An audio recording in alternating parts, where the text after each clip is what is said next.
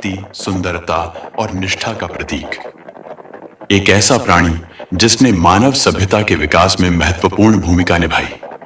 आइए चलें इस राजसी जीव की दुनिया में और जानें घोड़े की अनसुनी कहानी।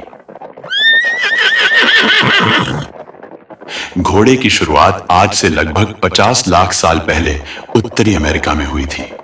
धीरे धीरे यह जीव एशिया और यूरोप में फैला और इंसानों ने इसे पालतू बनाना शुरू किया।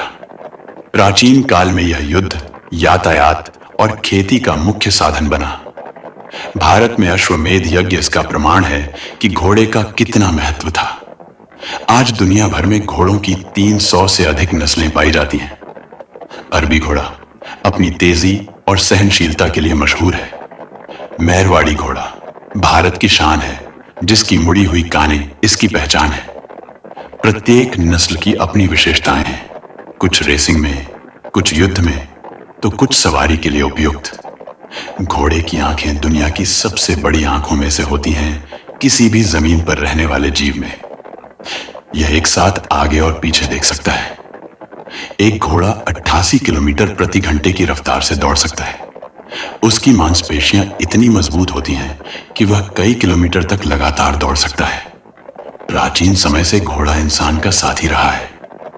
चाहे वह युद्ध का मैदान हो या खेतों की जुताई, घोड़े ने इंसान के हर कदम पर साथ दिया है।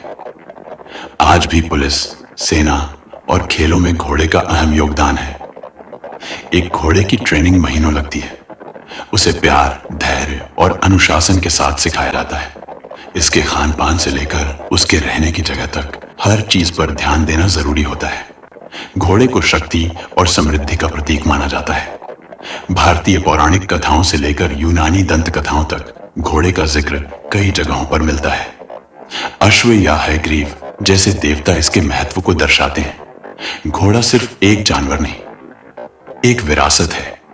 उसकी आंखों में विश्वास, चाल में गर्व और दिल में वफादारी है।